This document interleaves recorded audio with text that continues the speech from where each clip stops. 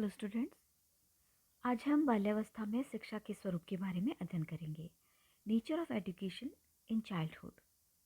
शैक्षिक दृष्टिकोण से बाल्यावस्था बालक के निर्माण की अवस्था है। इस निर्माण का उत्तरदायित्व बालक के शिक्षक, माता पिता और समाज पर होता है। अतः इस अवस्था में शिक्षा का स्वरूप निश्चित करते समय निम्न बातों को ध्यान में रखना बहुत ज़रूरी है। पहला है भाषा के ज्ञान पर बल। बाल्यावस्था में बालकों की भाषा में बहुत अधिक रुचि होती है, अतः इस बात पर बल दिया जाना आवश्यक है कि बालक भाषा का अधिक से अधिक ज्ञान प्राप्त कर सके। दूसरा है उपयुक्त विषयों का चुनाव। इस अवस्था में बालक के लिए कुछ ऐसे विषयों का अध्ययन आवश्यक है जो उसकी आवश्यकताओं की पूर्ति कर सके और उसके लिए लाभप्रद हो। इसीलिए शिक्षा का स्वरूप निर्धारित करते समय निम्न विषयों जैसे भाषा, अंकगणित, विज्ञान, सामाजिक अध्ययन, चित्रकला, सुलेख, पत्र लेखन एवं निबंध रचना आदि को उसके पाठ्यक्रम में अवश्य ही शामिल किया जाना चाहिए। तीसरा है रोचक विषय सामग्री।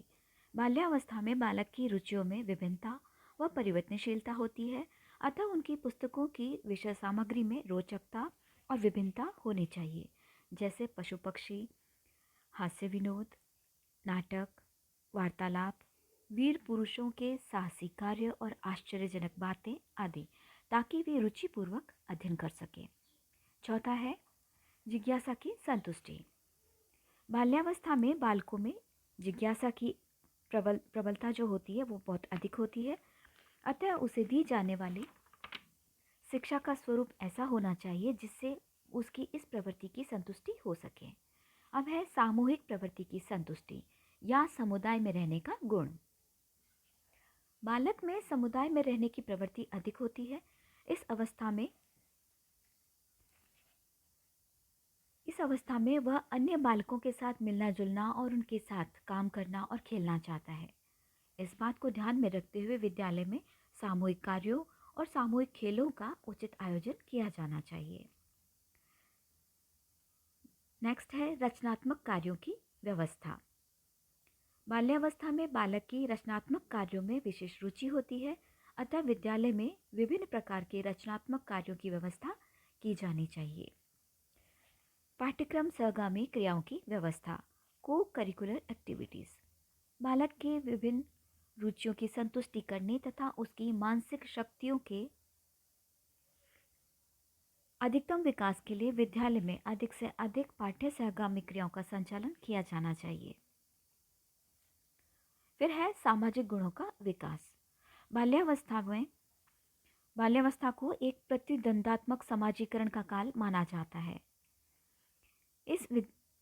इसीलिए विद्यालय में ऐसे क्रियाओं को शामिल किया जाना चाहिए जिनमें भाग लेकर बालक में अनुशासन, आत्मनियंत्रण, सहानुभूति, प्रतिस्पर्धा, सहयोग आदि सामाजिक गुणों का अधिक से अधिक विकास हो सके। फिर है नैतिक शिक्षा। बाल्यावस्था में बालक के नैतिक मूल्यों के विकास के लिए उसे नियमित रूप से नैतिक शिक्षा दी जानी चाहिए। कार्ल सैनिक के अनुसार बालक को आनंद प्रदान करने वाली सरल कहानियों के द्वारा नैतिक शिक्षा दी जानी चाहिए। नेक्स्ट है प्रेम व सहानुभूति पर आधारित शिक्षा।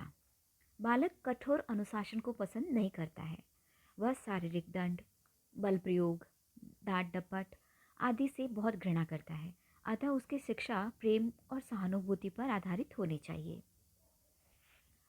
ब्लेयर, जॉन्स व सिम्पसन के अनुसार शैक्षिक दृष्टिकोण से जीवन चक्र में बाल्यावस्था से अधिक महत्वपूर्ण और कोई अवस्था नहीं है।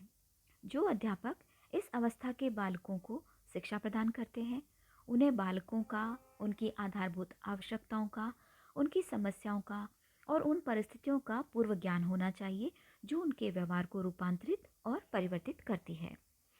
According to Blair, Jones and Simpson, no period during the life cycle is more important than childhood from an educational point of view.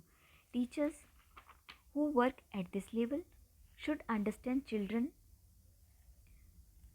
their fundamental needs, their problems, and the forces which modify and produce behavior changes.